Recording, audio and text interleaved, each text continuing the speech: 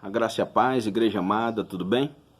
Bom, nesse momento que nós estamos passando, de forma geral, a nação brasileira, eu quero trazer uma reflexão para você, porque de repente você pode estar achando que a sua situação é muito complicada, que não tem mais esperança, que a fé pode estar enfraquecendo, você pode estar desanimando, mas eu quero te dar uma palavra de fé e de esperança.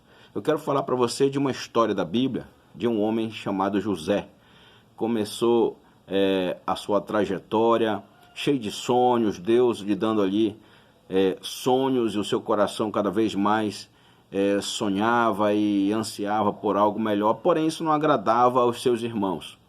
E os seus irmãos acabaram, depois de jogá-lo em um poço, acabaram vendendo ele como escravo. José então sofre uma rejeição. A sua família, os seus irmãos o rejeitam.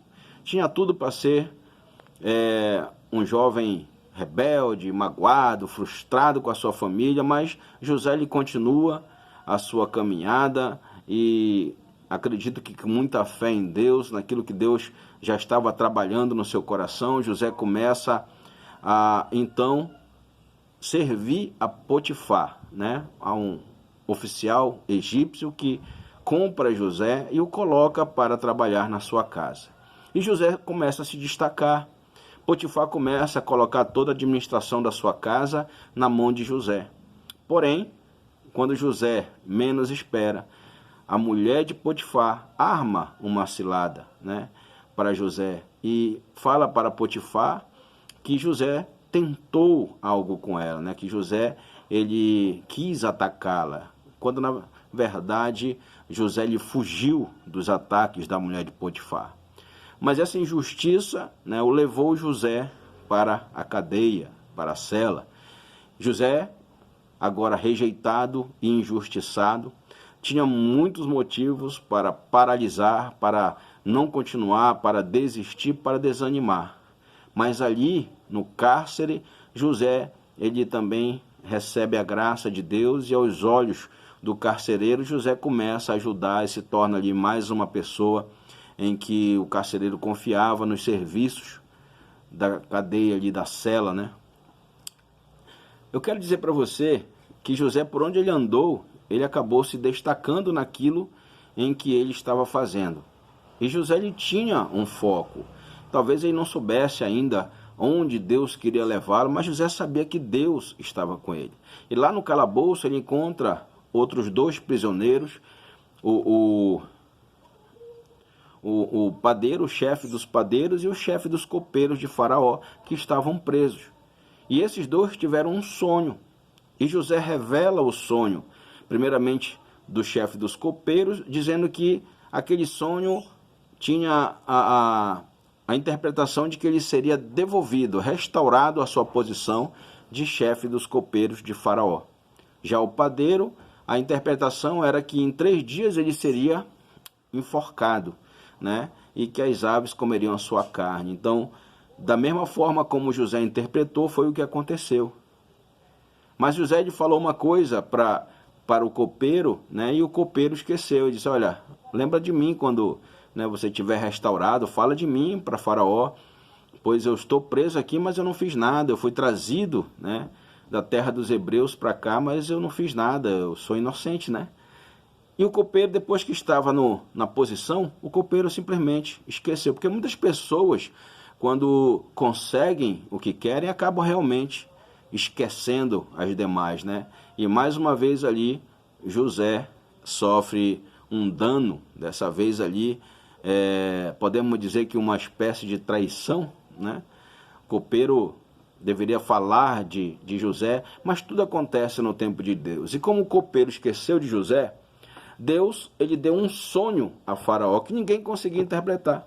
Aí o copeiro lembrou de José, um jovem que conseguia interpretar sonhos, porque o seu alicerce é Deus.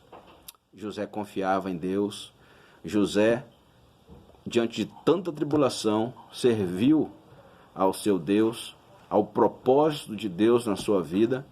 E depois que José é trazido à presença de Faraó, interpreta o sonho de Faraó, ele é colocado como o segundo maior do Egito, governador do Egito. Vejam só o que José passou até que se cumprisse o propósito de Deus. Nenhum de nós queremos sofrer, nenhum de nós queremos passar danos, nenhum de nós queremos ter o nosso brio arranhado.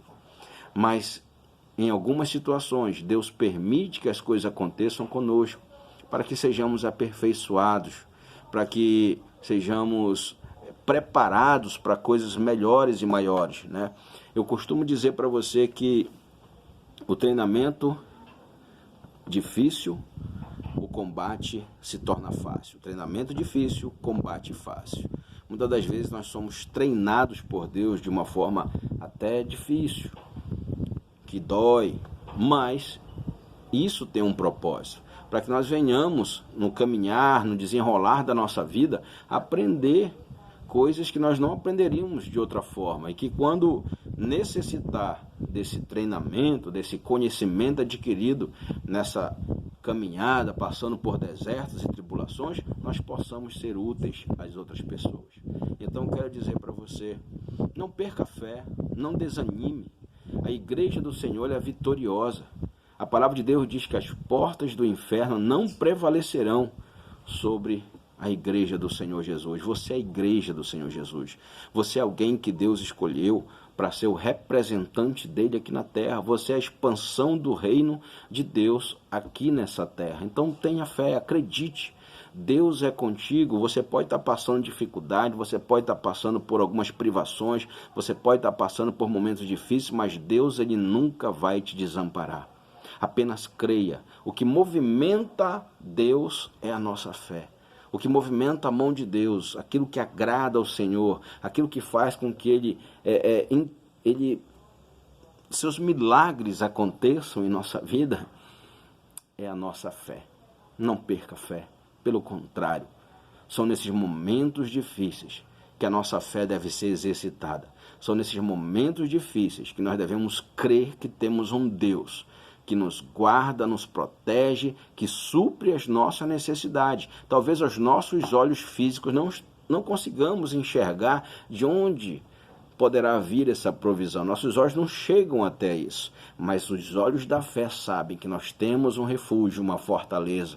Nossos olhos da fé sabem que nós temos alguém que é o nosso socorro presente em meio às tribulações, e ele se chama Jesus. Então, que Deus te abençoe.